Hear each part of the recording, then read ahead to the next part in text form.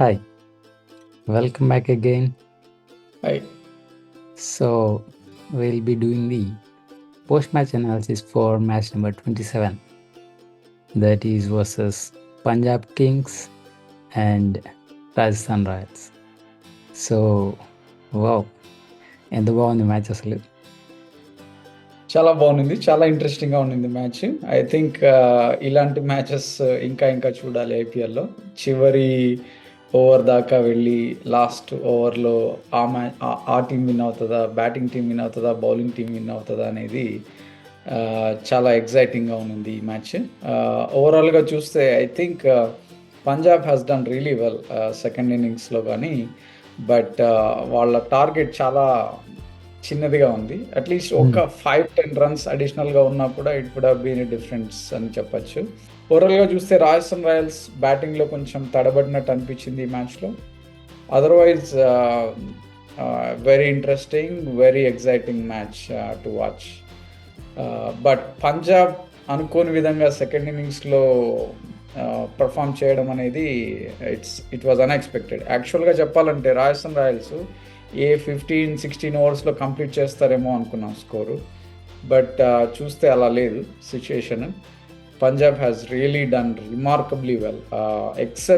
Except Harshdeep, remaining అందరూ బాగా bowling చేశారు. ఆ చివరి ఓవర్ కనుక హర్షదీప్ కాకుండా మేబీ హర్షల్ పటేల్ కనుక వేసి ఉండింటే డిఫరెంట్‌గా ఉండేదేమో.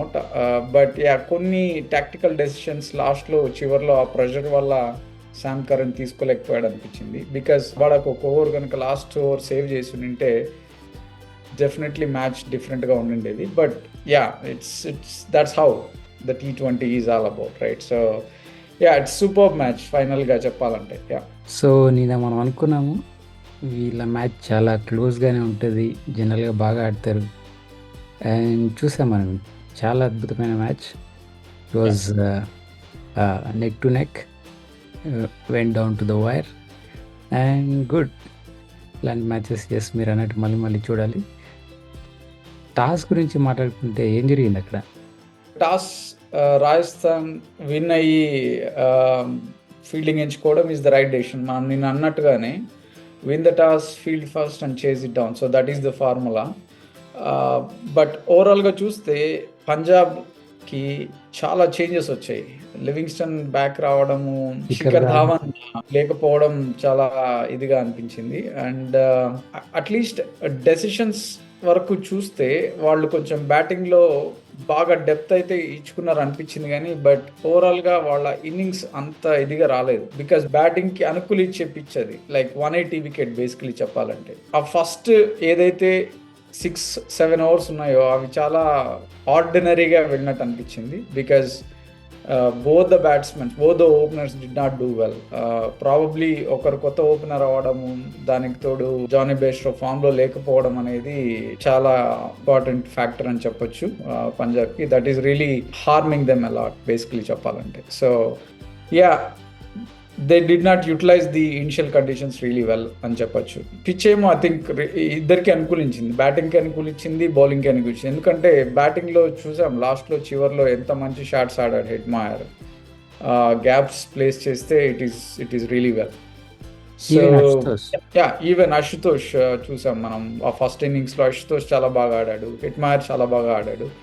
So I think it is even pitch, both bowling and బ్యాటింగ్కి అనుకూలించే పిచ్ కాబట్టి ఐ థింక్ పంజాబ్ నిజంగా యూటిలైజ్ చేసుకోలేదేమో ఫస్ట్ 6 ఓవర్స్ అని అనిపించింది నాకు బేసికల్లీ.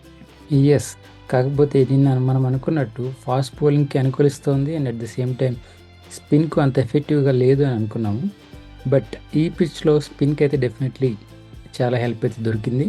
ఓపెనర్ స్లాట్లో జాస్ బట్లర్ని తీసేశారు. Jos Buttler carrying a niggle and he couldn't play the match. అలాగే నిన్న మనం అనుకున్నాం అశ్విన్ మేబీ ఉండడేమో అని చెప్పేసి, అలానే జరిగింది. అశ్విన్ లేకపోవడం, అశ్విన్ కూడా నిగిల్ అని చెప్పారు మరి. అండ్ దెన్ చేంజెస్ ఏవైతే చేశారో దానికి తగ్గట్టు తనుష్ కోటినా అని ఒకరిని తీసుకొచ్చారు. ఐ డోంట్ నో అది ఎలా కన్సిడర్ చేశారని. And at the same time Keshav Maharaj టీంలోకి వచ్చాడు. And how crucial was that spinning pair. Keshav Maharaj and Chahal was very keen. They were bowling really well చెప్పాలంటే. వాళ్ళిద్దరూ దే యుటిలైజ్డ్ ద కండిషన్స్ చాలా బాగా యుటిలైజ్ చేసుకున్నారు. ఎఫెక్టివ్‌గా బౌలింగ్ చేశారు. అండ్ కీ మొమెంట్స్‌లో వికెట్ పిక్ చేయగలిగారు. ఎస్పెషల్లీ మహారాజ్ వాస్ ఇంప్రెసివ్ ఈ మ్యాచ్‌లో. So yeah! Their spin attack is really good అనే చెప్పొచ్చు. యాహ్! ఈవెన్ వికెట్స్ కంటిన్యూయస్‌గా పికప్ చేసుకున్నారు. అండ్ 70 ఫర్ 5 నుంచి 47 ఫర్ 8 వరకు వచ్చిందంటే ఇట్స్ యాక్చువల్లీ కమెండబుల్ జాబ్ అని చెప్పాలి. ఎస్పెషల్లీ అశుతోష్ అండ్ లివింగ్స్టన్ కాస్త ఆడాడు కానీ, బట్ లివింగ్స్టన్కి ఇనిషియల్గానే క్యాచ్ డ్రాప్ చేశాడు Samson. And after that he could reprieve ఒక రన్అట్ ద్వారా. And at the Yeah. Same time 147 ఆ పిచ్ మీద కాస్త డిఫెండబుల్ స్కోరే అని అనిపించింది. So coming in to the second ఇన్నింగ్స్, పంజాబ్ కింగ్స్ బౌలింగ్ ఎలా ఉంది? అద్భుతంగా బౌలింగ్ చేశారు చెప్పాలంటే Punjab kings. I think Rajasthan రాయల్స్కున్న బ్యాటింగ్ చూస్తే it was not a total that Rajasthan royals worried about basically చెప్పాలంటే. But Punjab they did superb. Rabada exceptionally well. Sam current చాలా బాగా బౌలింగ్ చేశాడు. ఇద్దరు చాలా బాగా బౌలింగ్ చేశారు. దానికి తోడు హర్షల్ పటేల్ మధ్యలో బాగా బౌలింగ్ చేశాడు.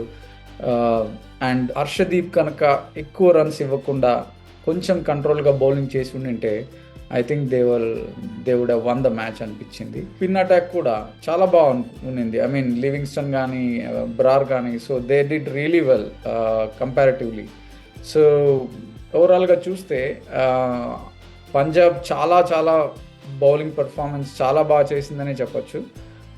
With a low score to defend, they have done their best. It is surprising to see such a fight back from Punjab ఒక రకంగా. రైట్, వాళ్ళ మ్యాచెస్ ఆల్మోస్ట్ అలానే ఉంటున్నాయి. ప్లస్ రాజస్థాన్ చేంజెస్ తీసుకుంటే తనుష్ కోటియన్ని ఓపెనర్గా దింపారు. సచ్ షాకర్ అనిపించింది నాకు. తనుష్ కోటియన్ జనరల్గా ముంబై టీంకి లోయర్ ఆర్డర్లో ఆడతాడు. So he was actually an allrounder. So opening దింపడం అనేది I don't know how they thought about that. వాళ్ళు మేబీ నిన్న మనం అనుకున్నట్టు బెంచ్ స్ట్రెంగ్త్ని చెక్ చేయాలి అనే ఉద్దేశంతో అలా చేసి ఉంటారేమో basically. Otherwise Samson can play opener role. He could have come and along with Jaiswal. But good thing ఏంటంటే జైస్వాల్ కొంచెం ఫామ్లోకి రావడం అడ్వాంటేజ్ అనిపించింది. But he had to kind of continue that innings. చాలా కేర్ఫుల్గా ఆడాడు. But it's good for him. Absolutely వాళ్ళ batting strength కూడా చాలా డెప్త్ ఉండింది. కామన్ పవల్ 7th పొజిషన్లో బ్యాటింగ్ రావడం అంటే I think that's actually very deep batting lineup. And ఒక రకంగా చెప్పాలంటే they could utilise the resources very well అనే చెప్పాలి. సో ఫ్యాగ్ ఎండ్ వరకు వచ్చేది కాదేమో అది ఆ మ్యాచ్, ఇఫ్ అట్ ఆల్ ఆ బ్యాటింగ్ ఆర్డర్ కాస్త ముందుకు షిఫ్ట్ అయి ఉంటే. బట్ పంజాబ్ కెప్టెన్సీ తీసుకుంటే Sam Curran, how good was he? He was really good చెప్పాలంటే. బౌలింగ్ చేంజెస్ కానీ చాలా ఎఫెక్టివ్గా చేశాడు. ఎక్సెప్ట్ ఆ లాస్ట్లో ఒక్క ఓవర్ హర్షదీప్కు బదులు రబాడా కనుక ఉంచుకుని ఉంటే లాస్ట్ ఓవర్ డెఫినెట్గా మ్యాచ్ ఇంకోలా ఉండిండేది, అందులో డౌట్ లేదు. బట్ అంత స్మాల్ కోర్ని శామ్ కరెన్ డిఫెండ్ చేసి ఇది చేయడం అనేది exceptionally well. He has done remarkably well అనే చెప్పొచ్చు. I think as a captain he has done remarkably well. Bowling changes కూడా చాలా అద్భుతంగా చేశాడు. Every time there is a batter who swinging, he is picking the right bowler. ఎవరైతే wicket తీయగలరు అన్న వాళ్ళని పిక్ చేసుకొని చాలా టైట్గా మ్యాచ్ని తీసుకెళ్ళగలిగాడు. So Sam Curran as a captain was really good. So that was analysis for this match. Thanks for joining me. Thank you.